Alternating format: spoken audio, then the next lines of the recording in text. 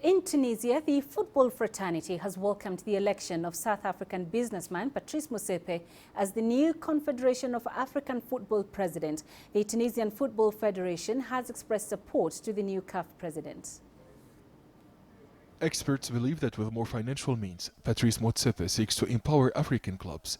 In addition, the new CAF boss also aims to modernize sports infrastructure and stadiums throughout Africa with lucrative stadium naming rights. Mamelodi Sundowns is a professional club in the way it's managed and financed. Motsepe has an ambitious project for African football. He wants to make the CAF Champions League just like UEFA Champions League by attracting rich investors.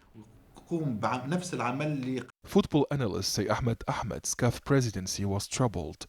Therefore, Patrice Motsepe wants to change the image of football institutions in Africa, which was tarnished and marked by corruption scandals. The corruption scandals brought African football to its knees, and many CAF officials lost credibility over the last 2 years.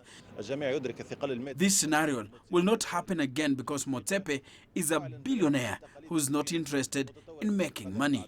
The only problem is how we will make the right decisions if Mamelodi Sundowns has a problem with other clubs, especially in Tunisia and other North African teams which have recently dominated CAF Champions League.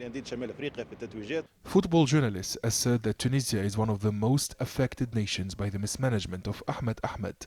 Therefore, the recent election of the president of the Tunisian Football Federation, Wadi Al-Jari, as member of CAF Executive Bureau under Motsepe's leadership, will protect Tunisia's interests. Tunisia is proud of the election of the FTF boss in the CAF Executive Bureau because he has good ties with Motsepe. By working together, the two men could succeed in making African clubs among the best in the world. Tunisians feel relieved after the election of Motsepe, who both came to serve football in Africa. Tunisian football analysts believe that Patrice Motsepe's successful management of Mamelodi Sundowns, as well as the club's performance in South Africa and in continental tournaments, prove his readiness for CAF's top position. The Tunisian Football Federation has welcomed Motsepe's election.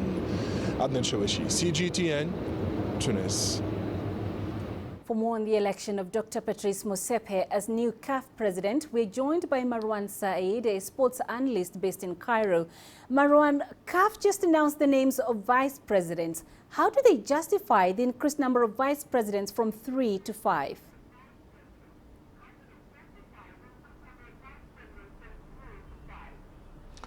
Well, honestly, let's look at it in a realistic way. No matter what angle you take to try to analyze why do we need 5 vice presidents, it always looks like these vice presidents, some of them, they dropped out of the race because they were promised this role and in the situation that Motsepe wouldn't have any opponents so that he could win. It doesn't matter how we look at it. What matters now is that they are vice presidents and they need people. Someone needs to tell us what the roles will be. We can have 100 vice presidents, but as long as they don't have clear roles established so that everyone in the public knows what this man has to do, what this man has to do, and so on, then it looks like we're doing something very random and we're not really in control. So we need to have clear established guidelines on what the 5 vice presidents will do and how they will benefit African football. That's the most important thing at the moment to look at. Now, FIFA president has been accused of interference in the CAF elections. Were African football delegates denied a chance to elect a candidate of their own choice?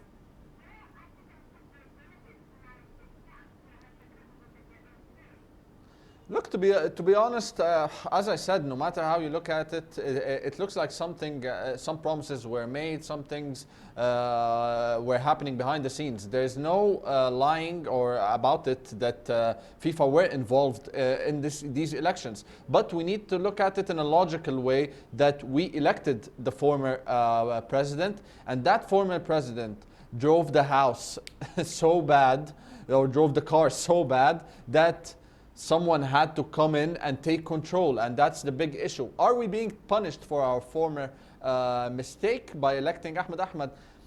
You can look at it this way, you know, and unfortunately, it is what it is. Ahmed ruined African football to the extent that someone had to interfere to try to put us on track. And at least for the moment, we have to stick to the rules or whatever has been set, so that we can be on the right path again, and hope that the new president is really the one to take African football forward. We've already seen a couple of reigns of corruption, and we hopefully we do not see a third one.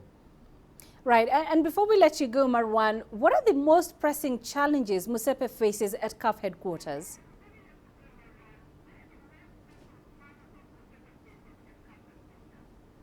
Look, his first challenge will be not to fall into the path of corruption. That's basically one of the red lights that he should see. Do not go into that path.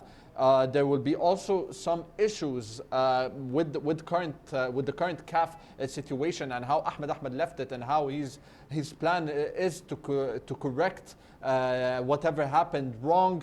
He will also have a challenge where he will have to balance his role with Mamelodi Sundowns and CAF now, and how he will have to find that balance between both entities, and not to side with one over the other, especially Sundowns, because of a lot of situations. They are always high in the CAF competition. So he faces some challenges, but it is clear, some things are very clear to him, that the past two presidents have experienced a lot of corruptions. African football saw it.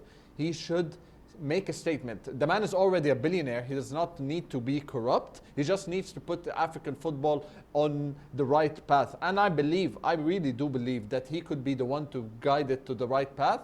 It's never going to be an easy job, but if it's one of the biggest jobs in world football, and I think he's up to it. All right, Marwan, many thanks for your time. Marwan Saeed joining us live from Cairo.